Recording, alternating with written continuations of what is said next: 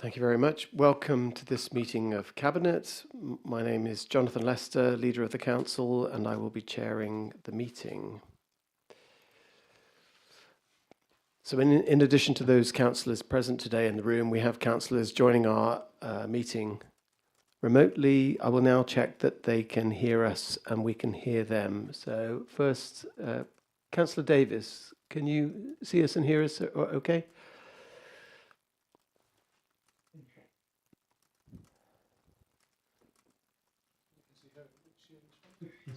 Councillor Davis, can you hear us okay? You're on mute, Claire. I've just picked up your voice, sorry. Okay, thank you very much. And Councillor Powell, can you... No, come again. So we've got a... Sorry, you're on mute.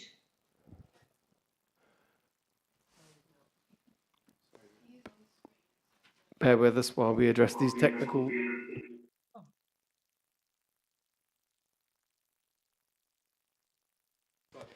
How's that? Right, okay, so we haven't got any feedback, but have we got Councillor Powell? Can you see us and hear us? Okay.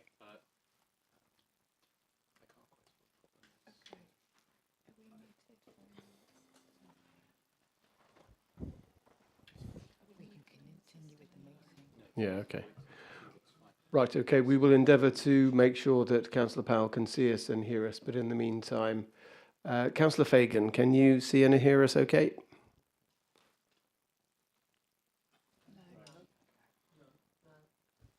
Right.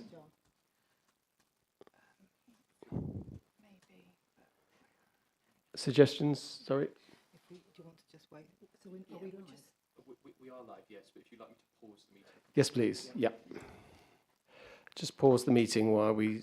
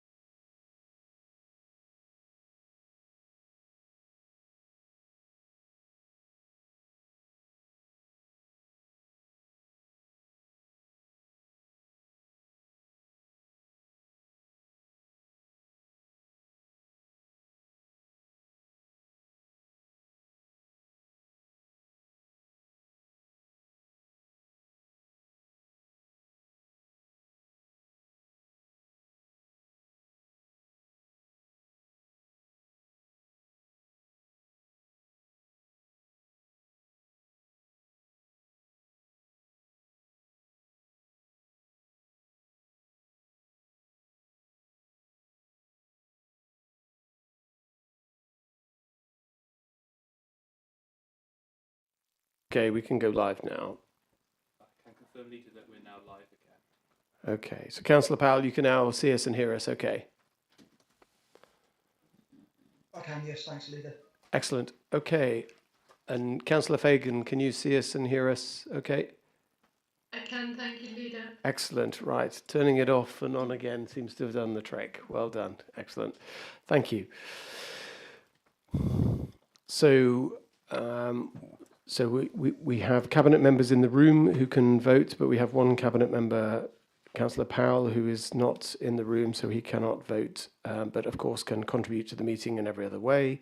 We have group leaders or their representatives present, and we also have scrutiny chairs as well present. So I will now formally open the meeting. The agenda papers and other relevant information for this meeting are available for public viewing on Herefordshire Council's website. The Council is streaming this meeting live on Herefordshire Council's YouTube channel and making a recording. To ensure that recording quality is maintained, please speak as clearly as possible and keep background noises to a minimum. Microphones should be muted when you are not speaking. Please ensure that mobile phones and other devices are turned to silent. Others are permitted to film, photograph and record our public meetings, provided that it does not disrupt the business of the meeting. If any members of the public do attend and do not wish to be filmed or photographed, they should notify a member of staff. As we move through the agenda, in addition to discussions by Cabinet members, I will invite group leaders or their representatives to indicate if they wish to provide the views of their group or raise any queries they may have. Where appropriate, I will also ask scrutiny chairpersons to comment. So voting, as I said, is to be undertaken by a show of hands in the room. Only Cabinet members physically present in the room may vote. Okay, so agenda item 1 is apologies for absence. So can I ask, have we received any apologies, please? We've got apologies from Councillors Hercombe and Councillor Mason, Councillors Crockett, Councillor Stark, Councillor Toynbee and Councillor James. Thank you. Agenda item 2 is declaration of interests. Are there any table A or table B or any other interests for items on the agenda today to declare? None. Thank you very much. Agenda item 3 is minutes of the meeting held on the 6th of March. No matters of accuracy have been notified to the monitoring officer. Cabinet members, are you content that the minutes of the 6th of March are accurate and can be signed? Yeah. Okay, thank you. So agenda item 4 is to receive any questions from members of the public. Members of the public have the opportunity to submit questions to Cabinet in writing ahead of the meeting. We have received one public question for this meeting, and the response has been published as a supplement to the agenda papers. Those who have submitted a question have also the opportunity to ask a supplementary question, which can be submitted as a written question, or they can attend the meeting and ask that supplementary question. Supplementary questions can be no more than 1 minute in length and must include a question. And so I'll now ask the clerk to confirm if a supplementary question has been received. We've received one supplementary question from Mrs. Ginman. I'll just bring that up on screen.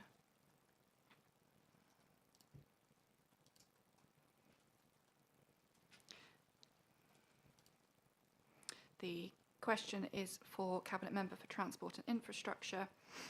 It is, I am pleased to hear that the previously allocated funding will continue to be held by the Council for the Golden Valley Parkway Station project. While the Council waits to hear the results of the Transport for Wales study, will they agree to discuss the project with Dr. Nigel Harris of the Railway Consultancy, who has one of the best understandings in the country of railway business planning and performance, and who has been involved with all the business plans and feasibility studies in relation to the Golden Valley Parkway since 1998. His knowledge of the project, which I believe would include the fact that a potential site for the station was identified during my husband's time as a councillor, and of local and national railway issues that could positively or negatively affect the plans, might best inform cost-effective decisions going forward. I'd be grateful if you could let me know how and when I can learn of the reply to this. Thank you very much for that supplementary question, Mrs. Ginman. And Councillor Price.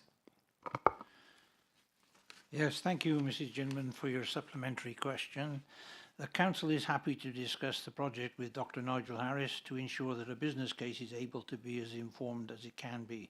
Officers will make contact to set up a meeting in due course. Thank you. Thank you very much, Mrs. Ginman, for that question, and to Councillor Price for answering it. Okay. Next item on the agenda is agenda item 6, which is reports from scrutiny committees. There are no reports from the scrutiny committees to be received to be discussed today. So we go on to agenda item 7, the delivery plan for 2025-26. To approve the Council's delivery plan for this period, Cabinet is required to produce a delivery plan that sets out how the strategic priorities within the Herefordshire Council's Plan 2024-2028 will be delivered and monitored.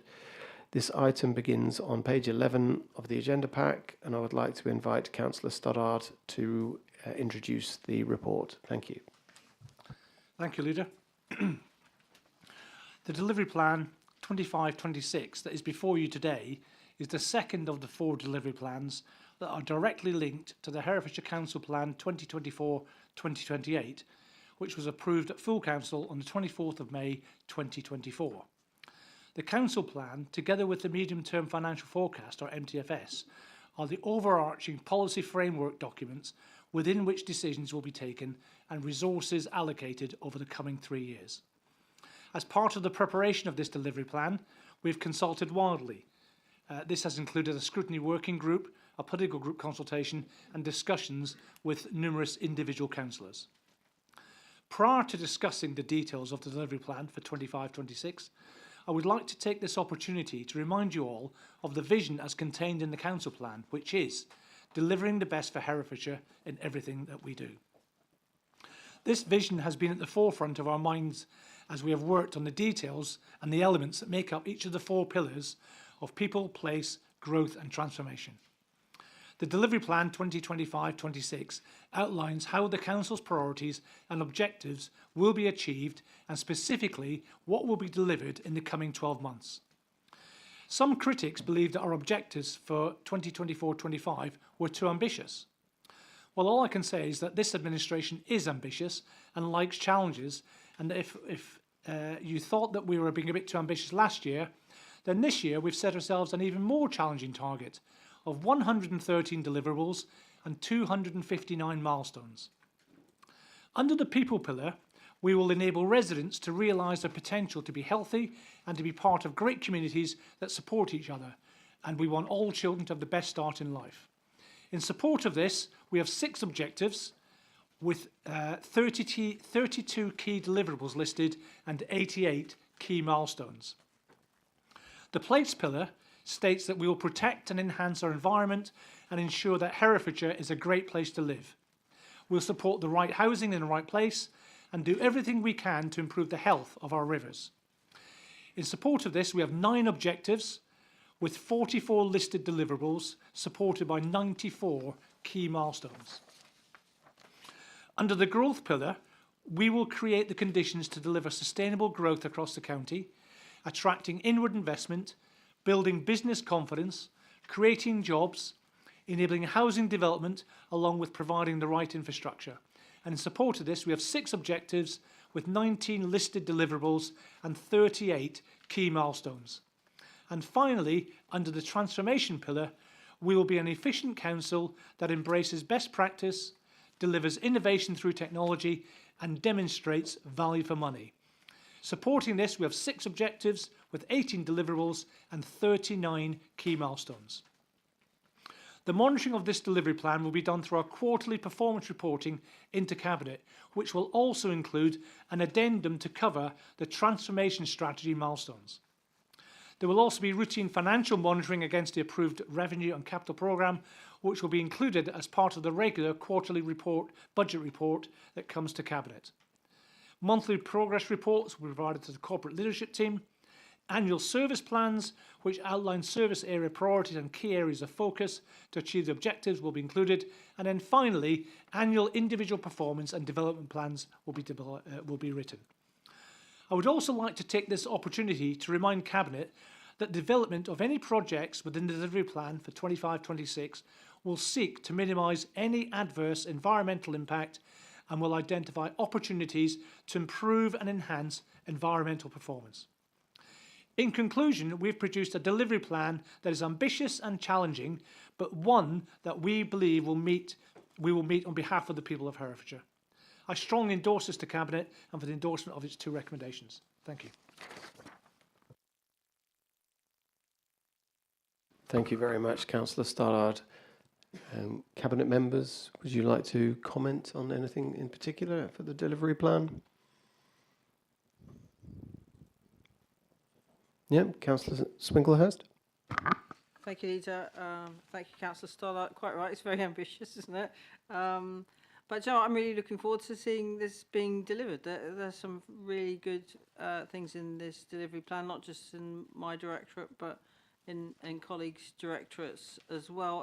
And just as a general point, I really appreciate the way this is laid out. That it gives a kind of it's easy to see whether something's going to be delivered or if it's not going to be delivered, to hold us to account. And I think that kind of transparency and openness is extraordinarily helpful in sort of showing the workings of the council, the range of our ambition and what it is we're trying to achieve, setting that against the council plan. So I think that's, you know, overall, I really think that, you know, you and the team do a very good job here, sort of setting that out, setting out the stall, as it were. So certainly, I mean, I'm looking forward to a number of things in my portfolio. Definitely the regenerative farm mentoring program. I think I'm very excited about that. I'm very happy to see the sort of really major plans starting to take shape and come forward for the catchments, as well as the nutrient management plan, which should be delivered this year. As well as the other work within my directorate in terms of climate change, and very happy to see the solar carport in there as well. That's something that I think we will all notice if that doesn't get delivered. Thank you. Thank you, Councillor Swinglehurst. Before I go to Councillor Biggs, can we all make sure that our devices are on mute, please? Councillor Biggs. Thank you, Leader. Yeah, as you know, this is first term for me, so I'm getting used to the fact of the length of time things take in local authorities to get delivered. And what's fascinating is it's really ambitious. There's lots in there, but it's the milestones, and I think we've got clear milestones now to see that we're reaching as we go through this plan. And that's the thing that I think is really important for me, is we can see that we're making progress. It's not just about the end result, but it's the journey to that end result that's really important. Thank you. Thank you, Councillor Biggs. Councillor Stoddart. Thank you. The great bit that I love about the delivery plan is, and not just deliver it, but the council plan, is that it's the golden thread that leads everything through. I've mentioned, I was at SMB, I was chatting about transformation strategy yesterday, the customer service strategy. The bit that the golden thread that leads all through all of them is the council plan. So the hard work we did last year in getting that put in place is now coming to fruition, and we can see how we have that golden thread linking everything together, and we're actually going ahead along those 4 pillars of people, place, growth and transformation. Thank you. Thank you, Councillor Stoddart. I would agree with that. Any other? Councillor Gandhi. Yeah, just a brief update really. In one of the items in the delivery plan, there is the Community Open Spaces grant. The expressions of interest have been received, and we had near enough 70 expressions of interest, which obviously was well over the level of money that we put aside this financial year. They've now been shortlisted, and those people who have been successful are now going out to put together their business cases, and those that have not been successful have had the opportunity to have it explained to them why on this occasion they didn't meet the criteria. But it just goes to show that there is a lot of organisations out there who are working really hard with our local residents. That is something that I'm really keen to see. We have got a huge number of both large and small voluntary sector organisations in Herefordshire, some of which, until we have a scheme like this, I don't even know they exist because they are so small. And we're giving an opportunity for both large and small to come forward with what I think of some really exciting ideas. I mean, I'm not involved with the actual process, but I'm looking forward to seeing the business cases when they come back and what they're offering as per the criteria that we set at the beginning of the process. Thank you, Councillor Gandhi. It's progress indeed on such an important investment for Herefordshire. Councillor Price.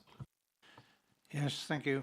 Well, in here there is so much going on, and as Councillor Stoddart has alluded to, but in transport and place, we've got the delivery of the transport hub this year. We've got, whether you love or hate cycling, walking, active travel, cars, buses, whatever you like or dislike, there's going to be something in here for all of you this year, and it's going to be delivered. So it's a very, very busy time on infrastructure. Thank you. Thank you, Councillor Price. Councillor Durkin. Yeah, thank you, Leader. Yeah, I concur. Looking at the portfolio that I have within the delivery plan, fundamentally next year we have an exciting prospect going forward with regards to the new contractor for us and all the other schemes relating to highway resurfacing, etc., and recovering. So it is an exciting time. It is, as Councillor Stark said, exciting and manifold. And I think my closing statement will be watch this space, literally. Thank you, Councillor Durkin. Any more Cabinet comments or observations? If not, I will go to group leaders or their representatives, and we've got we have Councillor Proctor subbing for Councillor James, who's indicated that he wishes to speak first. So, Councillor Proctor. Thank you. If you will forgive me, as well as speaking for the Liberal Democrat group, I am the chair of Scrutiny Management Board. Thank you, Councillor Stoddart, for acknowledging the working group on the delivery plan, though I can't see any of our comments reflected in the revised delivery plan. I won't rehash everything we said, but I will focus on something that I think is really important, that the Liberal Democrat groups think are very important, I suspect, will be shared by other groups, and that's this is ultimately a list of tasks. As you've all said, it's a very long list of tasks, and many of these tasks are good tasks that need to be done. What it doesn't give us any flavour of is what is the impact of those tasks. So just to pick one example, there is a task which is to deliver the holiday activity and fund and food programme targeted at children in receipt of free school meals, which seems fantastic. Like nobody's arguing against that. That's really important stuff. But what will result from it? What impact will it have on who? How will we know if you've done it well? Or how will we be able to tell if you have not done it very effectively? The only measures that we have are you ticking off the list, the tasks in your task list, and the tasks range in huge scale. So one task is prepare a new local plan, one of the most consequential and far-reaching things a council can possibly do. Another task is incorporate mental well-being into the workplace health checks pilot project. I'm sure very, very useful, but the only measure that we have of success is that you have ticked off those two completely different sized tasks. So I'd really invite you to be clearer about not just the tasks, but the change that you think those tasks will have on the county, on people's lives, in some measurable way, so that you can show us that you've been incredibly successful, or we can all look at things that are going a bit off target. I would really, the scrutiny working group made a set of other recommendations, but I would really emphasise that. And if I could also zone in on something that's of particular interest to the Lib Dems. Obviously, we're very focused on addressing the housing crisis in the county. There are tasks in your delivery plan around that. Obviously, the local plan will play a key role. You have tasks about working with registered providers. It will be good to actually see you spending the acquisition fund for housing provision agreed by the council back in July. it is very disappointing that by March 26 we will only moved as far as finalising the long-term strategic model for the delivery of housing across the county. Finalising a model is a necessary but insufficient step in delivering housing, and delivering housing is what has the impact. To return to the theme of measures, where will homelessness be at the end of this delivery plan? Will it have gone up? Will it have stabilised? Will it have gone down? Where will the home point list be? Where will private sector rents be? Without impact measures and delivery plan, we can't see what your ambition for local people is, and we can't see whether you're achieving it or not. Thanks. Thank you, Councillor Proctor. Any other group leaders? If not, move swiftly on. Oh, Councillor Harvey. Yes, thank you, Leader. Yeah, Independents for Herefordshire share the Scrutiny Management Board's disappointment, both that we haven't got a record of the recommendations that were made by the working group in time to evidence what they were and whether or not they were reflected in the document before Cabinet today. I'm pretty confident that a lot of the comments haven't translated into improvements in the layout and representation of the delivery plan for the second year of the council plan. And Independents for Herefordshire are concerned that there is some read across from the delivery plan for this current year into the delivery plan for next year. In looking at the plan as it's laid out here, it's not possible to identify which of the objectives in the current year have been met, which of the objectives carry on into the coming year, and whether there are threads, whether there are activities that are currently being reported on as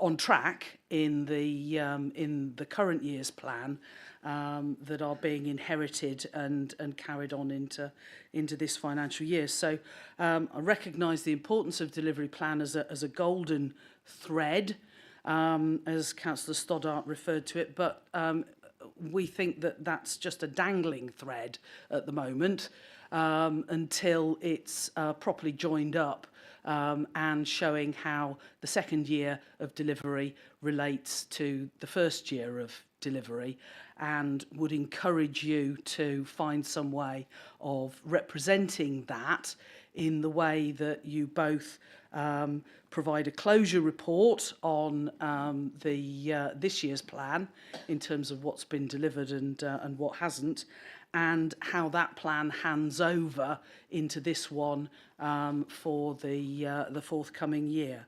So, finally, I'd like, particularly under the transformation element of the plan, we're particularly looking forward to the statement which says that the council in the coming year will become an intelligent organisation, and we're waiting with bated breath to see quite what that will look like. Thank you, Councillor Harvey. Councillor Simmons. Thank you very much, Leader. I won't reiterate the comments made by my colleagues here from Independents and Liberal Democrats. Suffice to say that the Greens in Herefordshire agree about the activities milestones and the need for outcomes to be clear and direction of travel. I think because we haven't had the report back from SMB in terms of the scrutiny of this, I'm afraid I'm going to go through a few of these line by line, which I'm sure you'll probably groan at, but I think it's important because from a Greens perspective, there's some key ones in the table here and the deliverables that we would like to focus on and get reassurance on and see more work done on, particularly in relation to alternative curriculum provision on page 3 and the framework of providers. As Councillor Gandhi has said in relation to other areas, it's really important that the framework allows for some of our smaller groups in the county that are focused on, embedded in their community, know their communities, are not coming in just for a short term and delivering remotely, that they are also providing alternative provision in smaller groups and smaller settings, providing that more choice. So that would be my plea, or the Greens' plea, to consider that. On page 5, in relation to active travel programmes, these seem to be highly localised and relatively unambitious. Given the step change that we need for climate change and to reduce obesity levels and health of our population, it is vital that we are doing much more on achieving active travel. And one of the quickest and easiest ways to improve people's environment, to enable them to walk and cycle more, is the introduction of 20-mile-an-hour zones. These have been evidenced within DFT guidance and within other areas in the country, including Cornwall, which is a Conservative-led administration. It does have an impact, so I would like to see that considered and basically more ambition in relation to that. In relation to page 8, talking about delivering safer streets, safer schools and streets project, more information is required in there on actually, again, as Councillor Proctor said, what are the actual deliverables in terms of transformation? What is the change that we're looking to see? In relation to place, the theme, there is the Section 106 project deliverability. Bearing in mind we're losing some of the key staff, contract staff, admittedly, that are involved in that. I just want to make sure that that stays on track. And what are the risks and SWOT analysis done on this table in terms of where the threats are to us actually achieving these milestones and targets. It's good to see them there, but there's some real risks that they won't be delivered. It would be good to see a bus summit date within the table in page 10. And the one key thing I think is missing is there's no reference to the local nature recovery strategy within your milestones and deliverables. That is something that is key to transforming nature recovery within Herefordshire. It's a big piece of work, and I mentioned this at council and I see it's still not within the delivery plan, and you are working on it. It'd be really good to see it included in there. There are many other things, but I think you get a gist of where the Greens are coming from on this. Thank you. Thank you very much, Councillor Simmons. And Councillor Davis. Thank you, Leader. The True Independents welcome the report. I don't think that I can add to anything else that my colleagues from the other parties have put forward. So I thank you. Thank you very much, Councillor Davis. Okay, right. Okay, well, Cabinet members, you've heard the feedback from all 4 group leaders, and they've raised some interesting points. So I welcome the discussion in view of the points and issues that they've raised. Councillor Stoddart.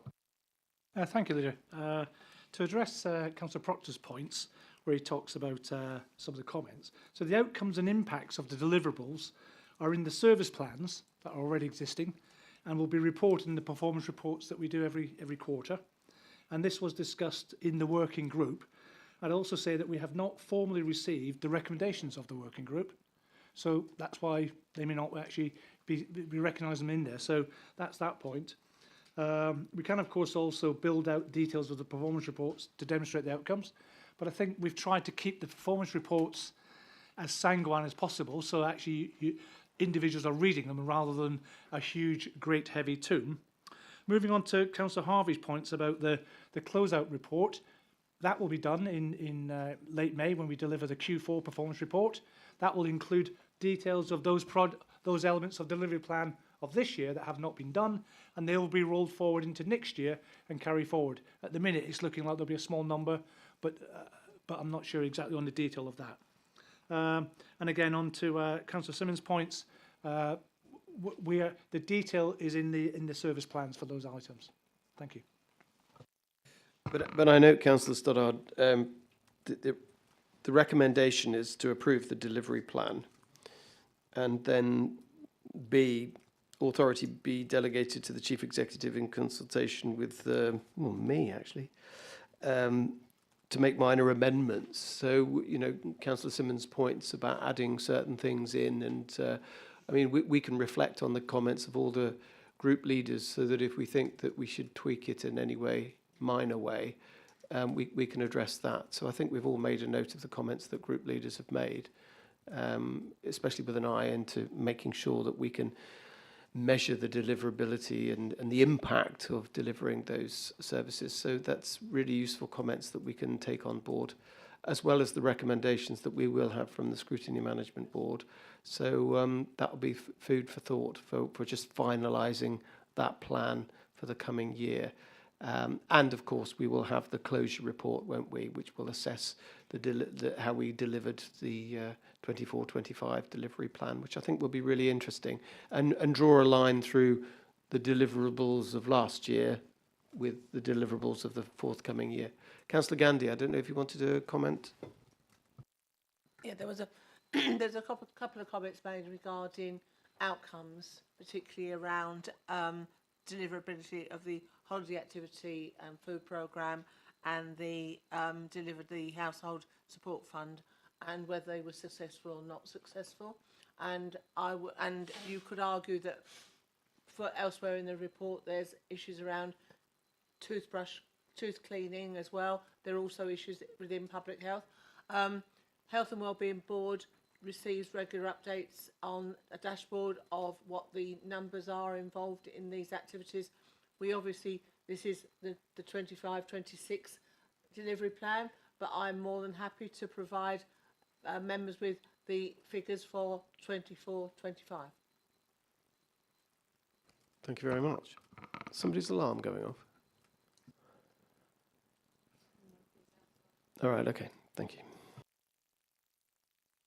Okay then, well, thank you for those comments from group leaders and from cabinet members. And we have the two recommendations, as I say. One is to approve the delivery plan for 25-26, and the other is to delegate authority to the chief exec and the leader of the council to make those minor amendments where we think appropriate, given all of the feedback that we will have.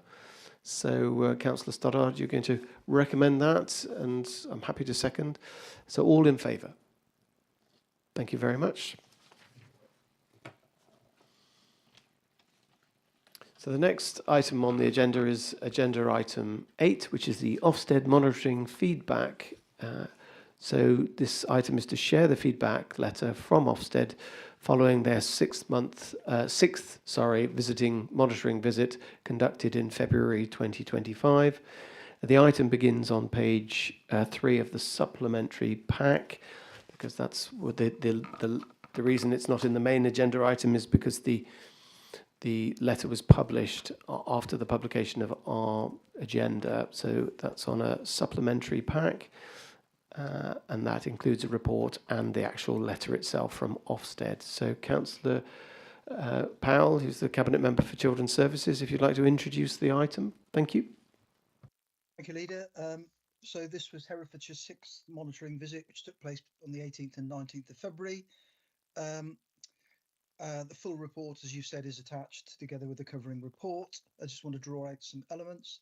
The focus of the inspection was around the quality and timeliness of social work assessments, following referrals into the multi-agency safeguarding hub, and those that were deemed to meet particular levels of need, including those activities undertaken under Section 17 of the Children Act, so Children in Need, and Section 47 of the Children Act,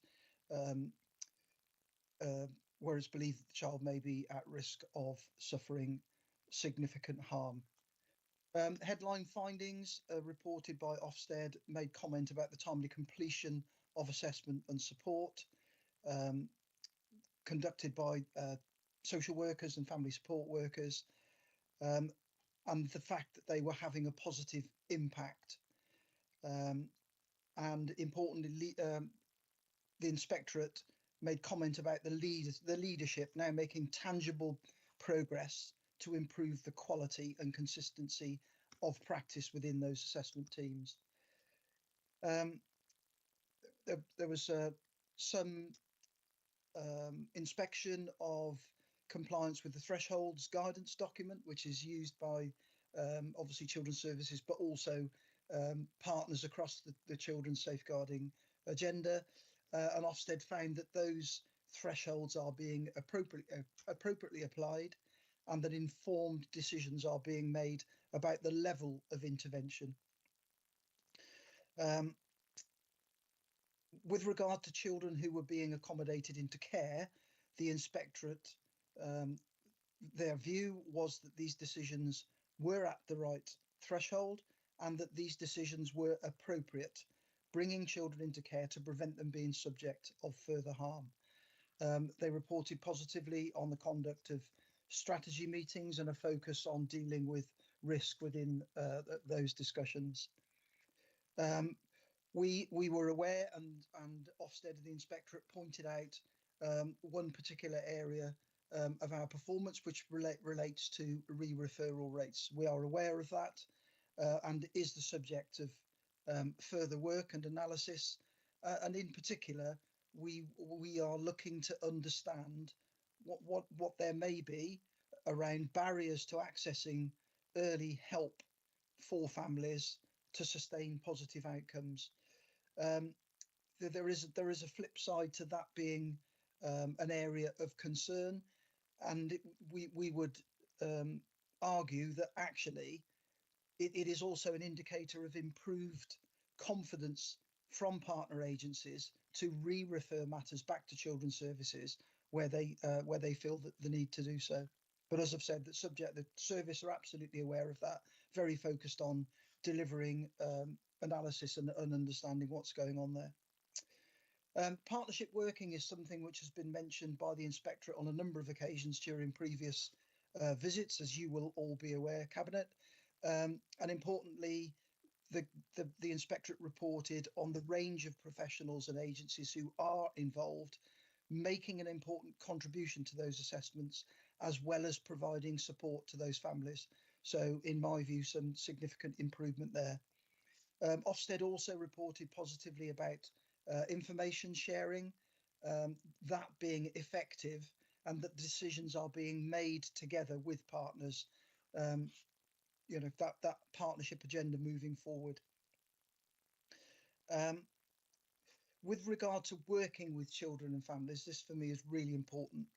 They reported that many social workers develop meaningful relationships with parents and carers in a skilled way. I think that's really important that we hear that, and I stress that. And also during that period of assessment, they were undertaking direct work with children and families to make sure that responses to risk were appropriate and timely. There was a focus on our young carers, and there was positive reporting about the comprehensiveness of the assessments and the fact that they were child focused, reporting that staff advocated for and supported children. I'm just extending that voice of the child work. The Ofsted recognised that that was informing our audit work, and giving us meaningful insight on the impact of our practice. In terms of quality of practice, Ofsted found good quality and timeliness in our assessments, did identify a number of elements which are in the report for you. I just wanted to pick out a couple of those. Section 47 inquiries were thorough and the risks were fully understood and explored, and safety plans were being shared in a timely way. They also reported positively on the progress with our pre-birth assessment work. In terms of management and leadership, Ofsted found that there was strong understanding and commitment across the whole council. And I think Children's Scrutiny ought to be recognised for their work there to explore that impact across the whole council on previous occasions. They reported positively on our strengthened quality assurance activity. You'll be aware there are 3 elements of quality assurance activity in the improvement plan. So it's pleasing to see that is being recognised by the inspectorate and is clearly contributing to that forward momentum. We absolutely acknowledge that we still have more work to do on our audit activity, but nonetheless, we are seeing forward progress. Our workforce, importantly, reported again to Ofsted that they enjoy working in Herefordshire, and that they felt engaged and supported by managers and leaders, quoting regular supervision, good quality learning and development officer, support for our newly qualified social workers, and of course all those contribute to our continued success to improve our permanency recruitment.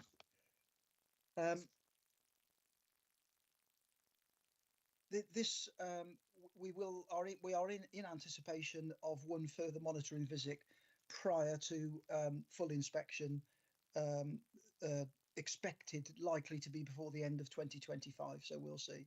So in summary, then, I just want to draw Cabinet's attention to the tangible progress being made across a number of areas and reflect back on some of the comments that have been made in those previous monitoring visits.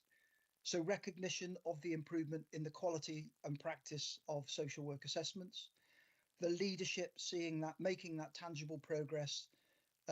We will have heard of previous concerns about the pace of progress. That's clearly moving on significantly now. The appropriate application of thresholds and the partnership working element, including that effective information sharing, reference to the skill of social workers, building effective relationships with children and families, recognising the voice and influence of children and families, influence in that practice, the fact that the decisions being made to bring children into care are appropriate to protect them from further harm. And finally, I would wish to place on record to all who contribute to this forward progression, particularly the leadership of the director and her leadership team, and to the leadership of our partner agencies who are clearly stepping up to that. So my summary there. Thank you, Leader and Cabinet. Thank you, Councillor Powell. That all sounds extremely good to me, and thank you for that comprehensive assessment of the feedback from Ofsted. It's heartening to see that the feedback is that thresholds are appropriately applied. In the past, when you've got a system that's overheated because the thresholds aren't correctly applied, that's what causes a lot of the problem in the first place. Would you see this, Councillor Powell, as good evidence that best practice is really being adopted and applied?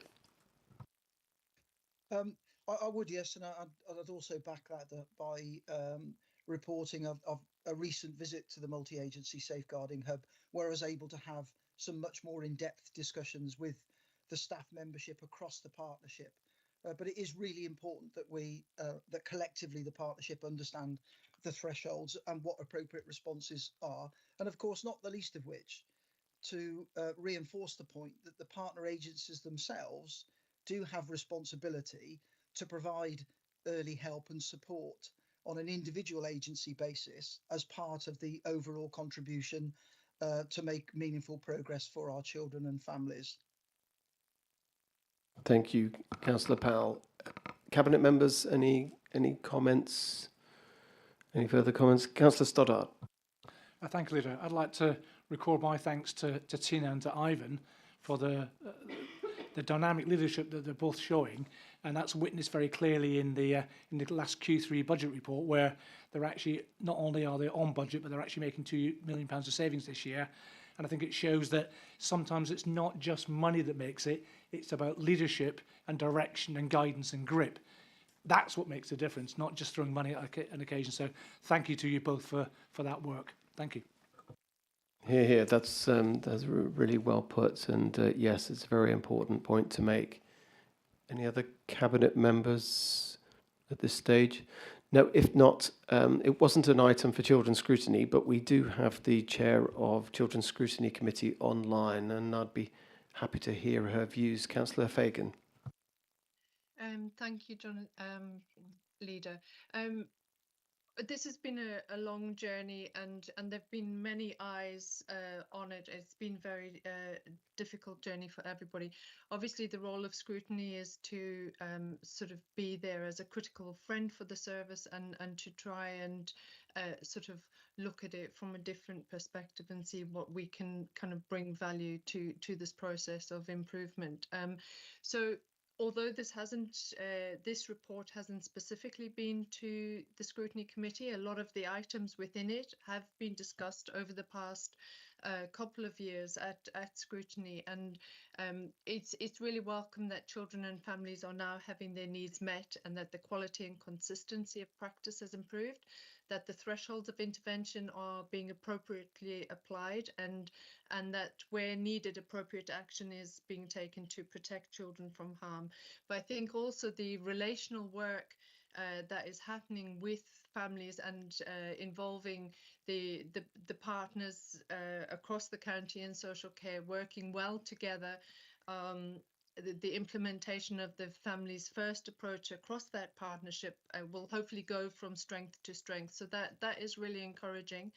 I think the inclusion of child-friendly Herefordshire, which is something that we've been pushing in scrutiny and really trying to sort of investigate and support, seeing that in corporate plans, that's really to be welcomed and encouraged. And we need to do more to engage all partners and businesses operating throughout Herefordshire to ensure that there's a genuine and county-wide commitment to all children and young people in the county, not only those within the social care system. It was good to see that Ofsted acknowledged the development of relational working in social care, and that social workers and family support workers are working well with families, providing immediate responses to help parents meet their children's needs or manage the risks. Audit activity, that was another agenda item that scrutiny looked at, to see that now well embedded in the service, and the feedback from children and parents for us is another indication that of the improvements in the service.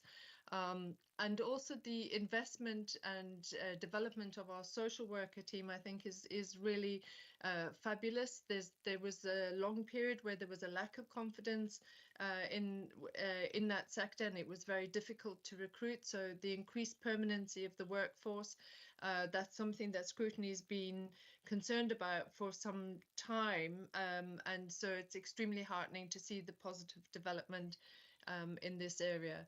So it's positive news, particularly after that lengthy period where there was sort of real anxiety about the pace of change and the difficulties in changing the culture in the service across the partnership. But we need to make sure that we keep our foot on the pedal. There are all sorts of changes happening sort of politically at a national level. Hopefully that will increase the support for early help, but we need to make sure that the needs of those children with complex issues are addressed, and we need to continue to ensure that we develop language that we use with children and families, appropriate language and understandable, making sure that the complaints process is easily accessible where needed.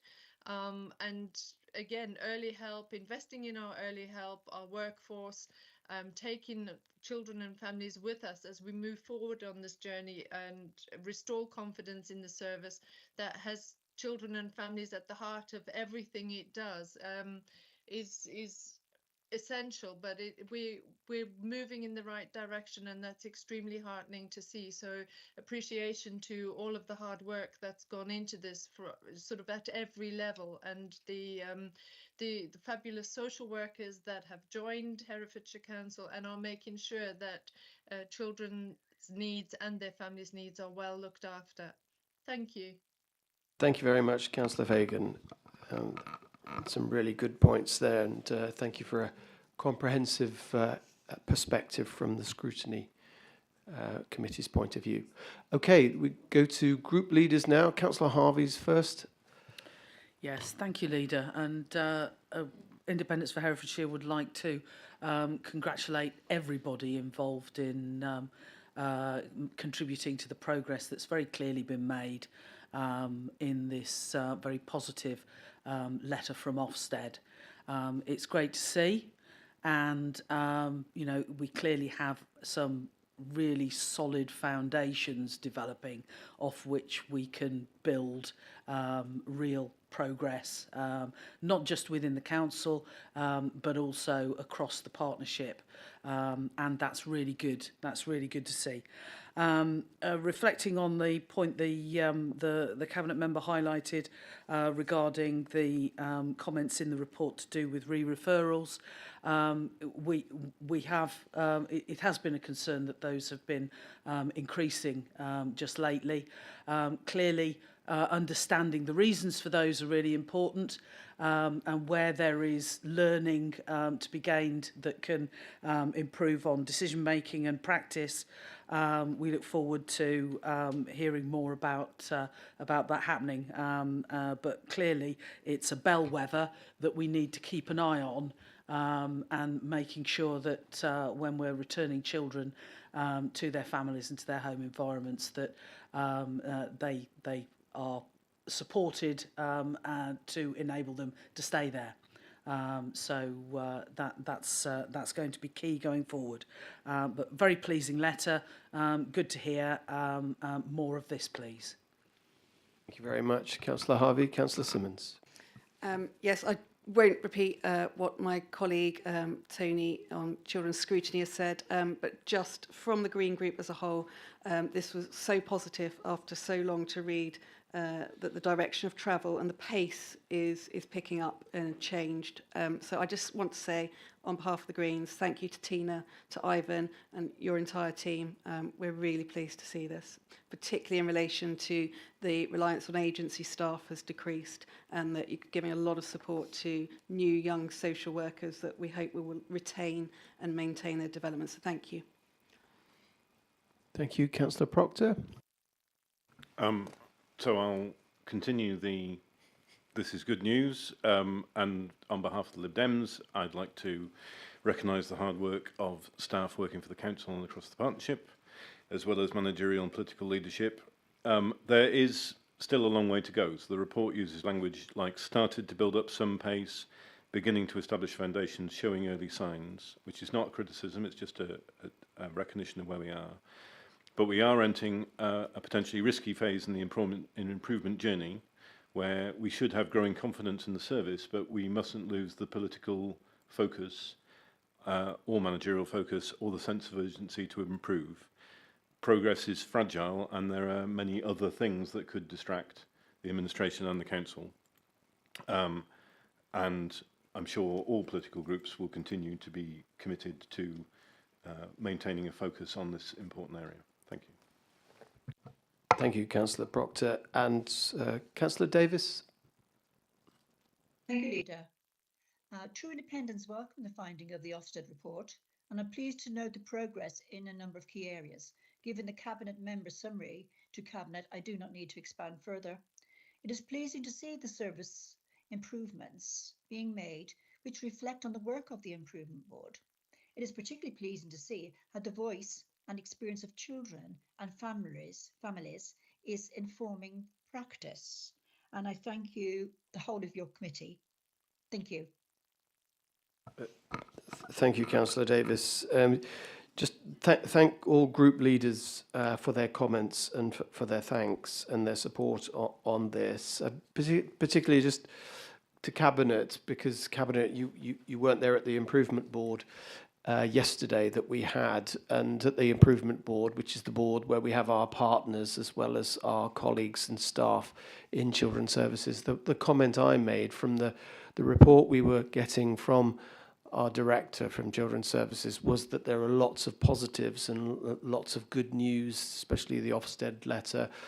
And I was saying in that meeting, and Councillor Fagan was there as well, and Councillor Powell, I was saying, this is all sounding very good, but this is exactly the time where we can't take our eye off the ball. We can't, now's the time to pick up the pace and put the pressure on even further, rather than think, oh, this is a little bit of good news. We can just relax and we can just take a pause for breath. And that's exactly not what we can't do. We must, now we've got some good foundations to build on, it's all full steam ahead to make sure that all of this good practice that is starting to be embedded really takes hold and maintains itself, and then we build up on that momentum.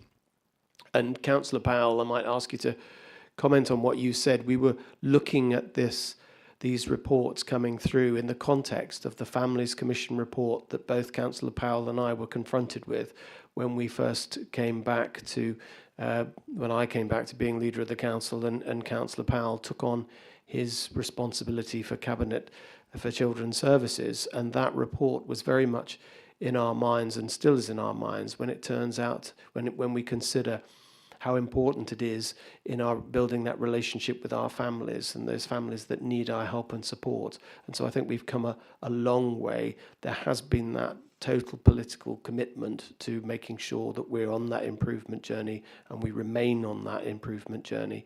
And so it's a great point to make that Councillor Proctor and Councillor Fagan have made about keeping the pressure on so that we keep this momentum going. And I can assure you from my perspective and from Councillor Powell's perspective, we are very much making that still the priority so that we don't lose that momentum in the ground that we have gained, and that we press on to make sure we get that good practice and good outcomes for our children as business as usual. So Councillor Powell, I don't know if you wanted to add anything to that point. I will, thanks, Leader. So Cabinet, just reflecting back to 2 points that were made by Councillor Fagan, the matter of keeping the foot on the pedal, and Councillor Proctor, we still have some way to go. So just to provide that assurance, as Councillor Davis referenced the Improvement Board, and the Leader has just referenced the Improvement Board of yesterday. With the arrival of the Director, she produced a very robust and clear improvement plan, focused very much on what we needed to deliver against the Ofsted recommendations.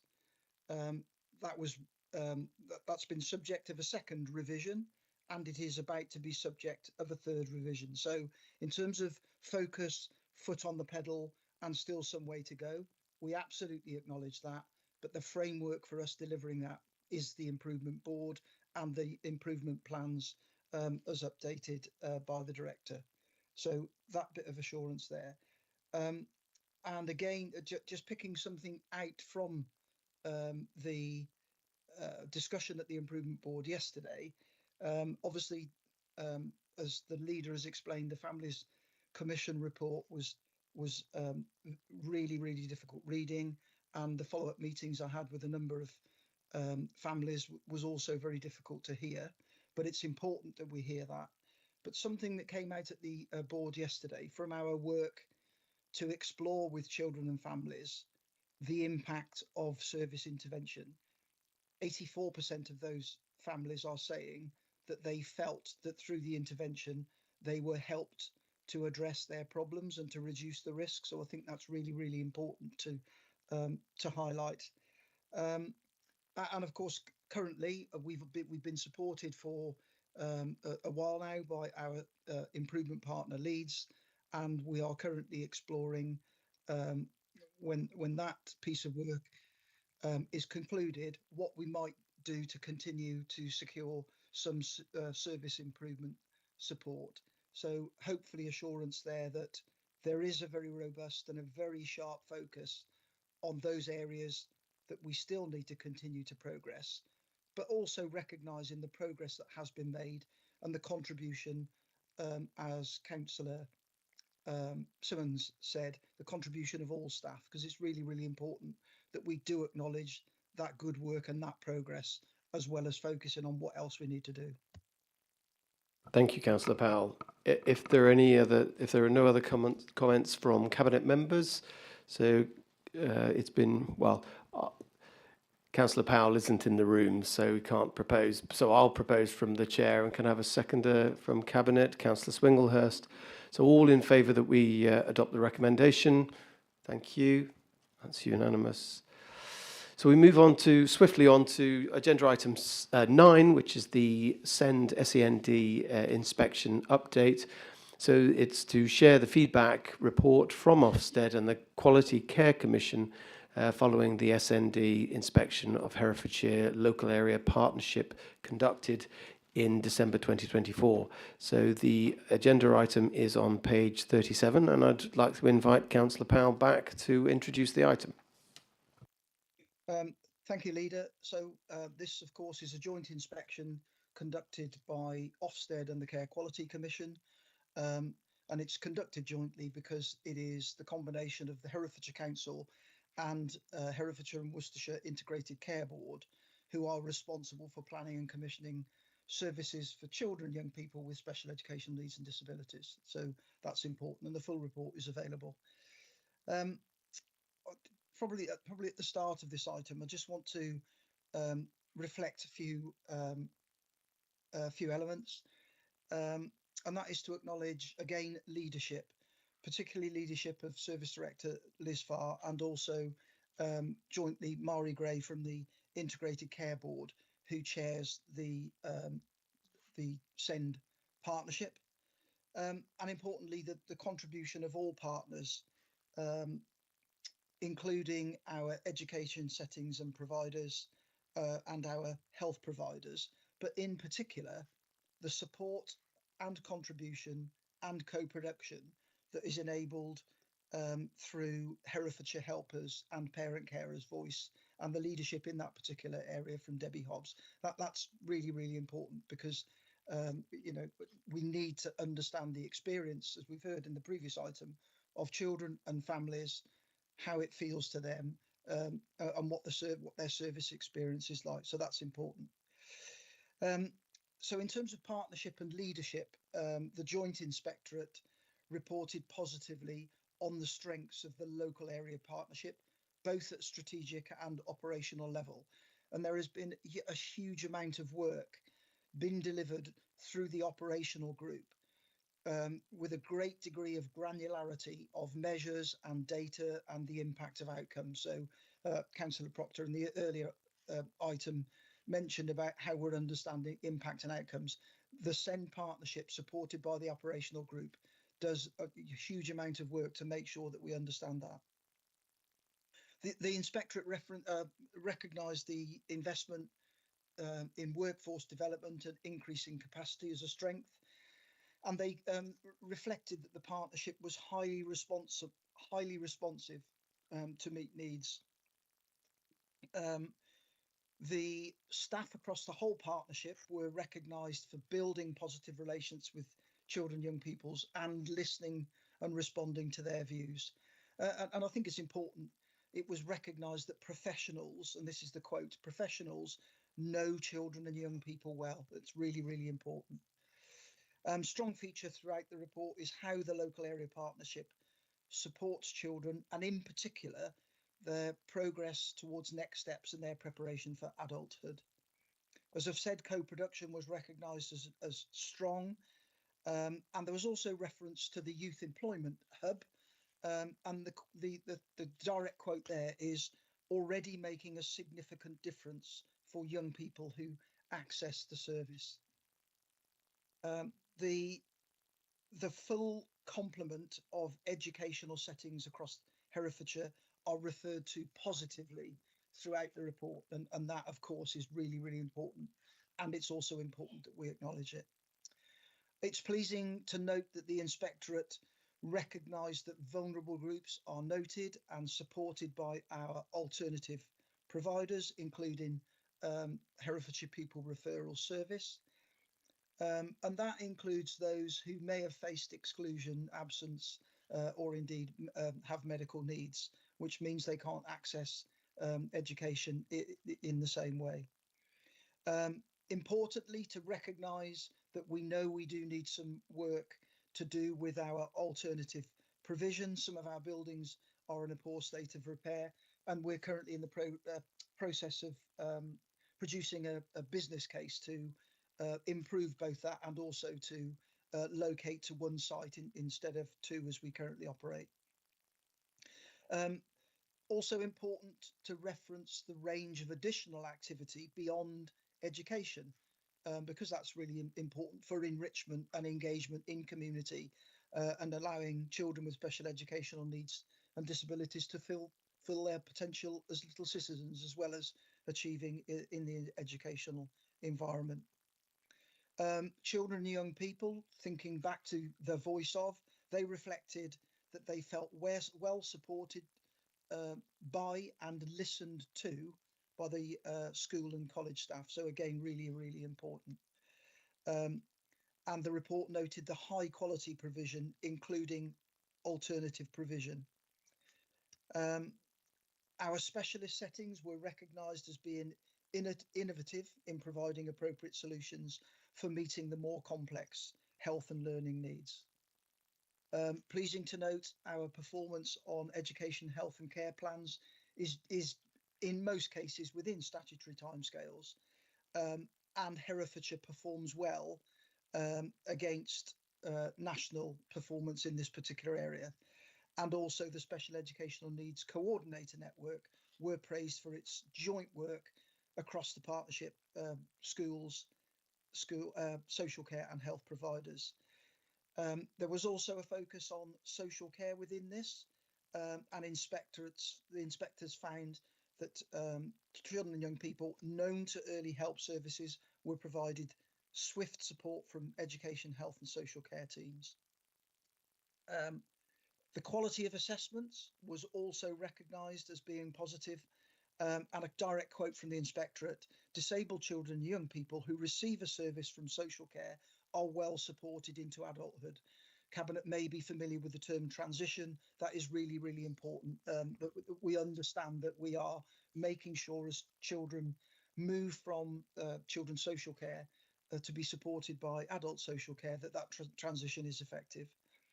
And there was also positive reporting about the Children with Disabilities team and how they understand children's needs particularly. Changes in social workers was identified as an issue by the Joint Inspectorate. As you know, we are aware of that, Cabinet. It is a matter that we continue to progress, and we've reported on that in the agenda item. But it is important that we do acknowledge that as presenting still some challenge. Obviously, it's a joint inspection with health in particular. There were no extended waits identified for access to child and adolescent mental health services. There are 4 areas of improvement that were identified by the Joint Inspectorate. 3 are largely for health partners. 1 was about the local authority, us, more widely promoting our offer, which we are already doing, and as you would expect. So those 4 priorities for improvement will be addressed through the Special Educational Needs Strategic Board and the Operational Delivery Group. And to finalise, the local area partnership will be subject to its next full inspection within the next 3 years. Thank you, Councillor Powell, for that comprehensive update on this item. Cabinet members, I think Councillor Powell's been so comprehensive, there's nothing more to add to that. Again, I'll extend the same courtesy. Councillor Fagan, is there any comment that you'd like to make from a children's scrutiny point of view? Yeah, thank you, Leader. Children's Scrutiny did actually look at this item last week.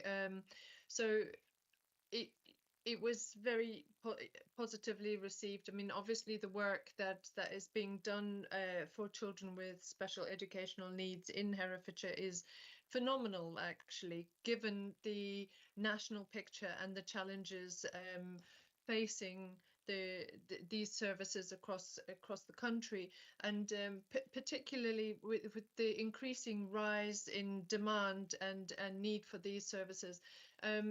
What came out very strongly was that co-production works extremely well in Herefordshire, and that you know, is to be absolutely welcomed. I think that what came out of that meeting was that the sort of difference in what children and families may tell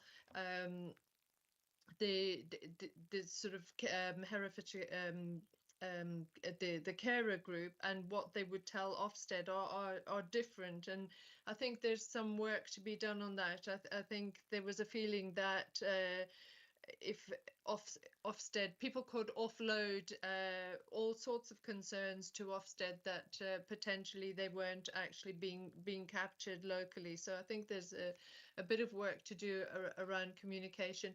I think the schools in Herefordshire came out very strongly in this, and the work that Senkos are doing to support children in the schools. And as Councillor Powell mentioned, the need for alternative provision is huge.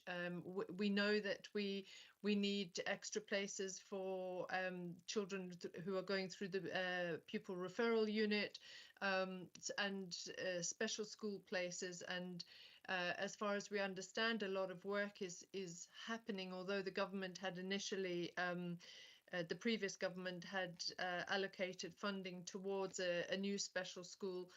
That seems to have stalled a bit with the changing government. So that's absolutely essential because of the costs involved in sending pupils outside of the county for education. So we definitely need a new we need new specialist places for these children. Short breaks came through very strongly. They're obviously doing a good job. More communication needed to help make sure that all families are aware of the short break offer.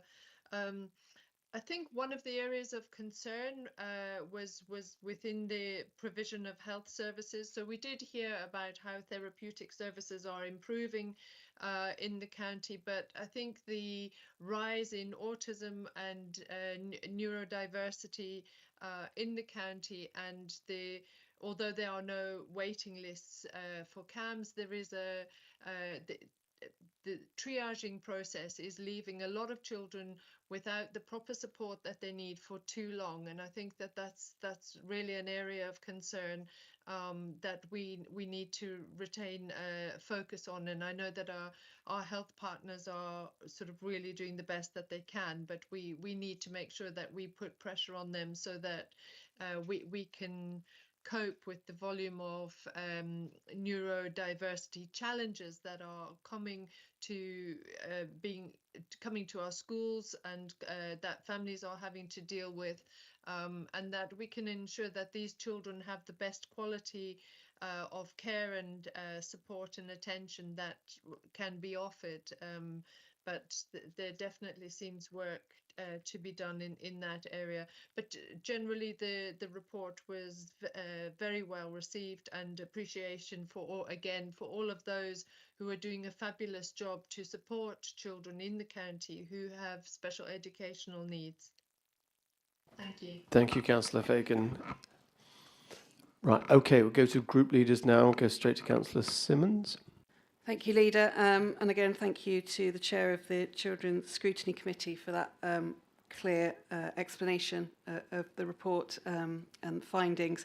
I was very grateful for the briefing we had as political group consultation or briefing on this report previously. It was really helpful to understand the sort of language that had been presented within the report, sort of damned with faint praise it felt, but actually in understanding how we compare nationally, it really unpicked some things. So very grateful for that. One thing that we wanted to raise as Greens was trying to understand the potential threats to the government changes to NHS England and the requirement for ICBs to basically reduce their expenditure by 50% and potential for merger, and just flagging that because we're working in partnership with the ICB and we've got to the stage of establishing, you know, a good working relationship and linkages, there's obviously a risk there with reorganisation, funding cuts, and it's just something I think we really need to understand more what the implications will be for us as a county and our children in the county. Thank you. Thank you. Councillor Harvey. Yes, thank you, Leader. And yes, Independence for Herefordshire welcome the improvements that have been made and being recognised in this joint assessment that's been done by the CQC and Ofsted. I think one of the areas that we'd like to pick up on is around the problem with accessing commissioned services for speech and language provision that was highlighted in the report. We recognise that elsewhere in the report it's flagging that access to support in other areas, there's not a requirement for a diagnosis, a formal diagnosis, in order for support and break and recreational type services to be accessed. And it seems a little counterintuitive under those circumstances. I can understand why parents get a little bit confused about when they do and don't need a formal diagnosis, when things like speech and language provision in secondary schools is not available unless there has been an identified specific need. Now, it's not clear in the report whether that means a formal diagnosis or an identified need by other means. We're not clear on that. But clearly, if there's something that's needing to be done by our health partners, which has such a significant impact on the ability of young people to communicate with their peers, to engage with the education process, to get the best out of life in terms of addressing their speech and language problems, you know, it bounces back onto the education side of things and affects every aspect of their young lives. And also in terms of diagnosis for autism, limited access to support, that's another issue. And also I think the pathway to diagnosis for neurodiversity is a real issue.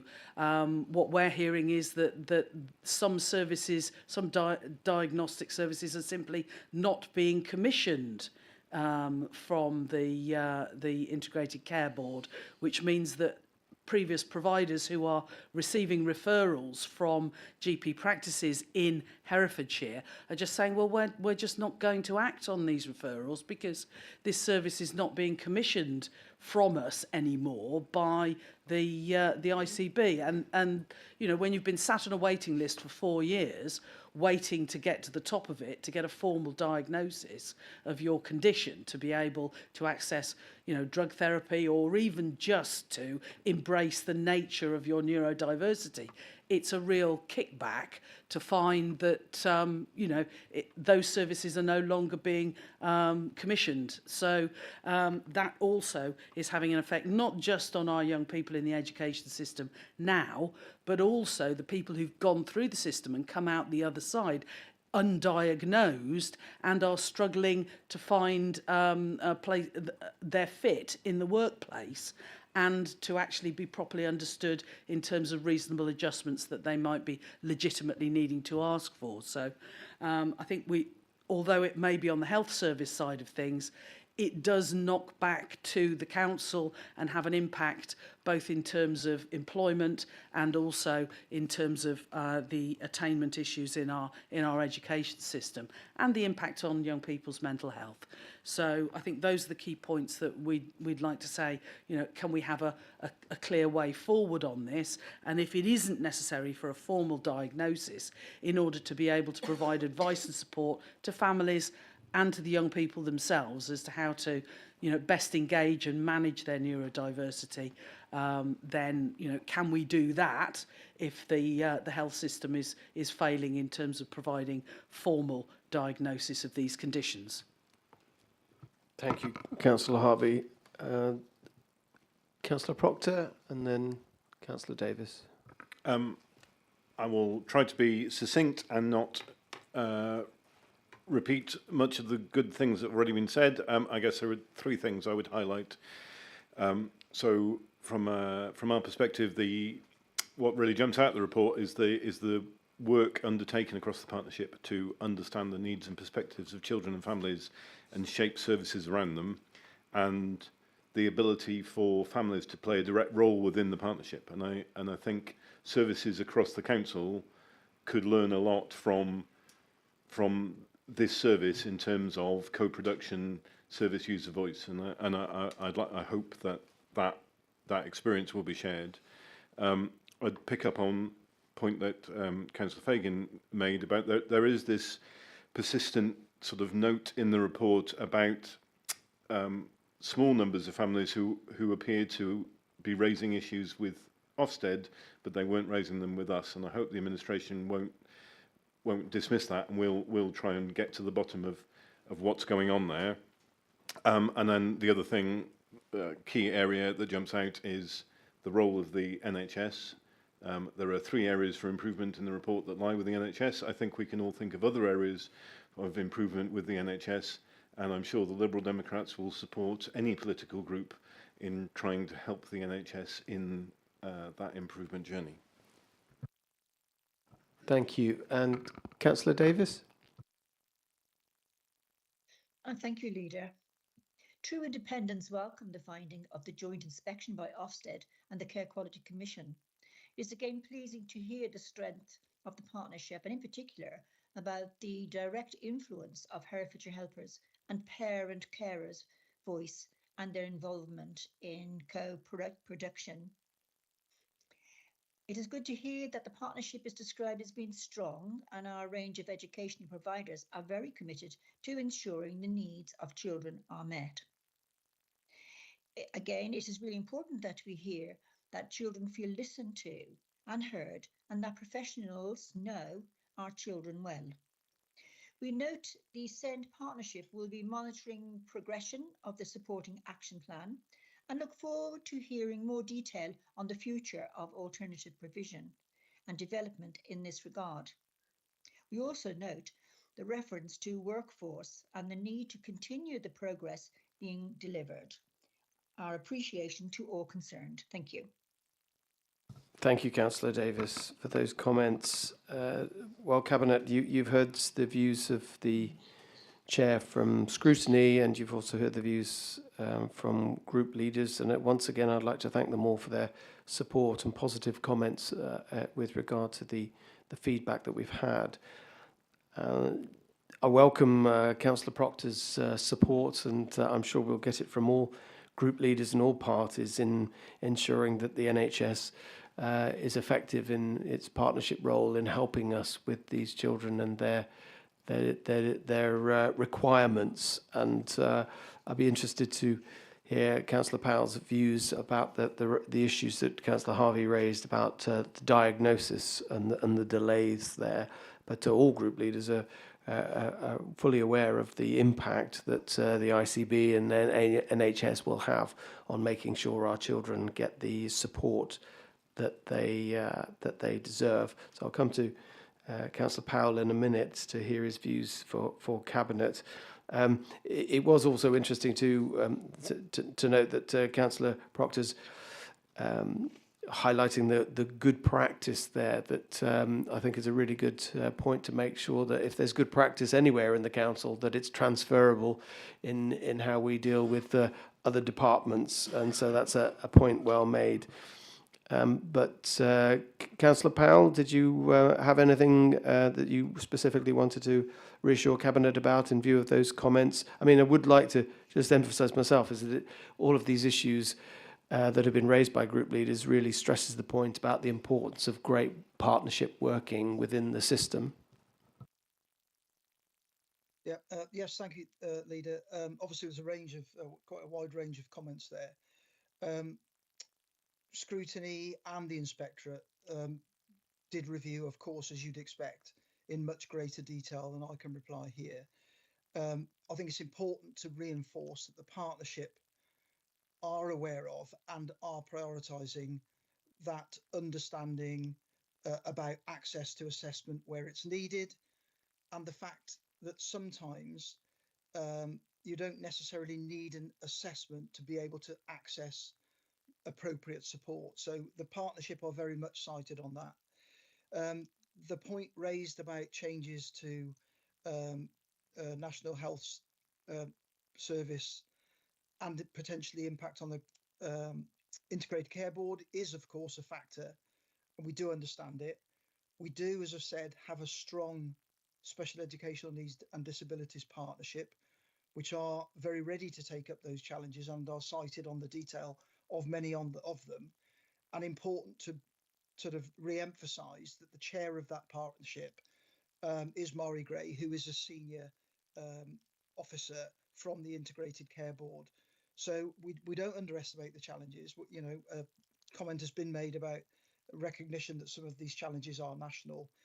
There was a post-inspection meeting yesterday to start to flesh out some of the necessary actions, and as I've said, all of those will be monitored through that partnership board. But I am confident, because I do attend the board, of this strong commitment and leadership there is for these issues. Thank you very much, Councillor Powell, for confirming that. And just finally, just to thank Councillor Fagan for mentioning the fact that our schools play a huge role in making sure that these children are supported, and to thank them, and also to the families who are really helping us make sure that we've got the right support there. So thanks to them all. And again, I will move from the chair that we support the recommendation. Can I have a seconder? Councillor Durkin. Okay. All in favour who are in the room? Thank you very much. That's unanimous. So thank you for those contributions. And we come to the final item on the agenda, which is agenda item 10, which is the education strategy. So it's to endorse the education strategy for 2024 to 2029. The item begins on page 51 of the agenda pack. And just for a change, we'll ask Councillor Powell to introduce the item. Thank you. Obviously, you have the strategy and the report before you. I'll be a little more brief than on the previous items.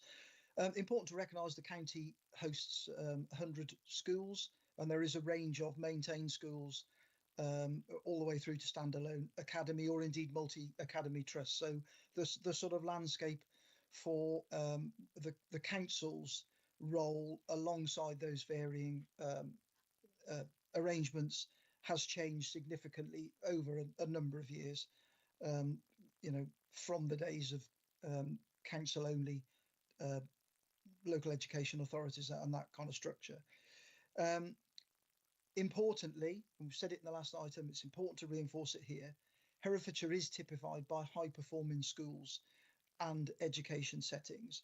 Most are rated positively by the inspector at Ofsted, and our performance data shows that in the majority of measures, Herefordshire performs well against statistical neighbours and national averages. This strategy has 5 key priorities which are listed for you, and the strategy itself will be supported, of course, by a service delivery plan, and is also success is measured by a range of performance indicators which also complement the council plan. Again, importantly, the education strategy has been informed and Councillor Powell, you've gone on to mute, so... My apologies. Okay. I'm not sure what I cut out, so I'll just go back to that bit. The strategy's been informed by co-production and developed by a wide range of stakeholder engagement, including insight from children, young people, and importantly, schools, early years settings and post-16 providers. So it's been very inclusive in its development.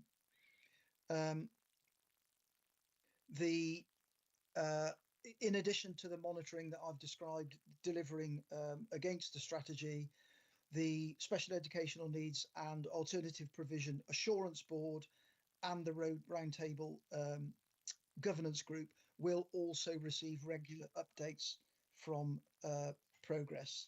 So I will pause there, as it is an information item, and I'm sure you will have time to had time to read the detail. Thank you, Councillor Powell. Cabinet members, do you have any comments?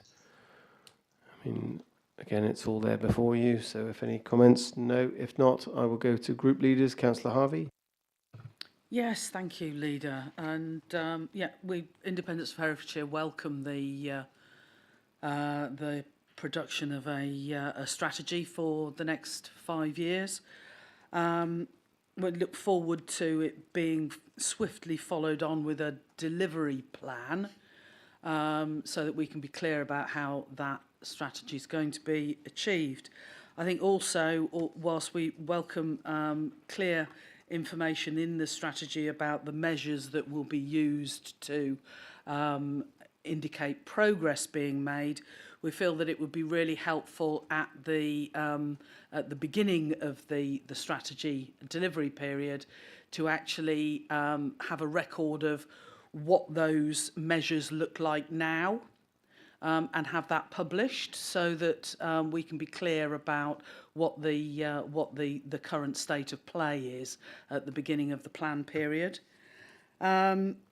We were interested to see that there's an ambitious proposal that all schools will be meeting the Gatsby benchmarks later on this year. We assume they're great, and would, just for the record, it might be helpful to explain what those actually are all about. I did Google them, so I know what they're all about now, but I just wonder whether everybody else does. We also have on page 62 of the agenda pack an asterisk in the referring to the second bullet to do with the measures against Ofsted ratings. There's a triple asterisk there, which is explained and expanded upon at the bottom of the page, but the single asterisk seems to be just hanging there, unless I've misread something. Oh, well, can we have them all together on the same page? And school types at Annex A. I must have had more time than I knew what to do with, because I actually took a moment to tot up the school numbers that are listed as at summer 2024.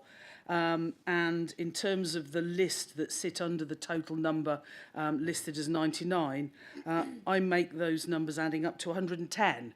So I don't know whether there's some double counting there, or whether we've got an extra 11 schools popping up from somewhere. But it would be helpful to have that disparity explained. Thank you, Councillor Harvey. They're all frantically checking that now. Councillor Proctor. Yes, I think we welcome this strategy, which seems sensible. In particular, the fact that there are sections on how we will measure how well we were doing, and if the administration can put it in this document, then it would be great to see it in other documents like the delivery plan. That said, I agree with Councillor Harvey. It would be nice to see some numbers already there. So what is the current state, and even perhaps what is our aspiration over the life of the plan? And it would have been really helpful to have a bit more around the context in which our education sits, like the attainment gap, the current value add, the attendance, looked after children attainment, just to give a picture of where we are and where the strategy is trying to take us. It's overall, it seems sensible. Especially, I'm not surprised that the head teachers signed up to the priorities, because the priorities seem like the sorts of things you would want in an education strategy. But because of this lack of context situating the strategy, it does feel a bit generic. And I don't see the distinctly Herefordshire flavour. It doesn't really explore rurality or border effects or our particular strengths and weaknesses. And it reminds me a lot of essays that I would submit at school. B+, expected more. Okay, thank you, Councillor Proctor. Any other group leaders? Councillor Simmons. Thank you, Leader. I'll keep it brief. Yes, welcome the strategy as a Green Group.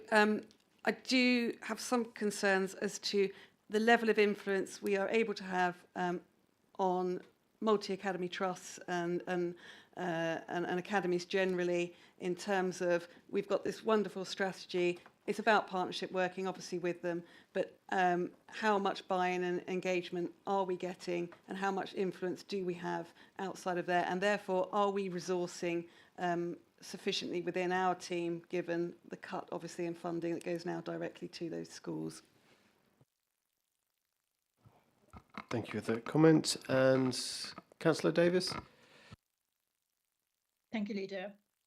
Again, we welcome, the True Independents welcome this item, and good to understand the relationship with the skills strategy. It is pleasing to note that our schools and education settings are high performing and that our children perform well. Thank you. Thank you, Councillor Davis. Right, okay, so thanks to Councillor Harvey for making sure we're all on the same page. So if we can just correct the asterisks if they need to be done, then please do so. I think the accounting for the schools includes the independent schools as well. So I think that's the reason for that apparent anomaly. But if we haven't made that crystal clear, then perhaps we should just tweak it to so that the reader is in no doubt about the amount of schools, including the independent schools. And it is an interesting point about the relationship between making sure the strategy is embedded for all of our Herefordshire students, whilst there are some schools that are multi-academy trusts. But again, it all boils down to good partnership working, and I'm sure that is something we will always persist with and ensure that we are doing. I don't know, Councillor Powell, if you wanted to add anything more to those observations that were made? I will, please. Only briefly. So, Cabinet, in the dim and distant past, my A level, or one of my A levels, was in English, which was a focus on English literature. I got a B+, and I was happy enough with that. So, I wouldn't have met Councillor Proctor's required standards, but the point that he's made is acknowledged. And having studied English literature, I can say that the Gatsby outcomes are great. But importantly, without being flippant, the important point about it is, I'm not going to rehearse them. I can list them, I can read them out. As Councillor Harvey said, you can all Google them. But importantly, it reflects about the contribution of education towards future careers. And Councillor Davis has referenced the skills strategy. There's a commitment that the education strategy will work in tandem with the skills strategy as it's being developed. So we will make sure that that's included there. The point about multi-academy trusts, it is well made, but it's also important to point out that the Director of Education and her team do have really effective working relationships with all schools, not just our maintained schools. And, you know, as you've heard in previous agenda items, particularly on the provision for special educational needs and disability, there is very much a partnership approach to this work. And for those who've seen the detail of it, in the emerging Children's Wellbeing Bill, which will turn at some stage into legislation, of course, there is a focus on multi-academy trusts. There's also some conversations going on about the role of inspectorate across all schools, not just maintained. So, you know, we would need to see where that goes nationally before we can draw any conclusions. But the important point is partnership working with our education providers in Herefordshire with us as a council is really, really strong, and it is really, really inclusive to make sure that we meet the needs of our children and young people. Thank you, Councillor Powell. And so we have two recommendations. One is to endorse the strategy, and the other one is to give delegated authority to the Corporate Director for Children and Young People to make any operational decisions as set out in the report and the strategy. So I will propose from the chair. Councillor Stoddard will second. All in favour? That's unanimous. Just two closing points, really a plea to group leaders that there is an all-member briefing on children's services and in particular the improvement plan next week and how we are responding to that improvement plan, how we're upgrading it and how we're renewing our focus on the improvement. So it's a welcome open invitation to as many members as possible to get that briefing next week. So if you can inform or remind your respective groups to please attend that meeting so that they can get the feedback that Councillor Fagan, Councillor Powell and I got at the improvement board yesterday. That would be much appreciated. And just to close really in saying that well, if we include the delivery plan as well, most of the agenda today has been about delivering the best for children. And it just goes to show the focus of this council in making sure that we are really putting our resources and all of our improvements where it is deserved, because children are our future. They're the investment to make our world a better place, and so it's right that we give them the attention and all of the efforts that this council can muster to make sure they get the best start in life. So thank you to everyone who contributes to that very, very important goal. So I'll close the meeting now. The next meeting is on the 1st of May, 2:30. So I'll now thank everybody for their contributions and attendance, either virtually or in the room. And I will ask for the meeting to be closed. Please make sure that all members of the public leave promptly and to ensure that you're not left anything behind. And please return your visitor pass when you leave. Can I now please confirm that the live stream has stopped?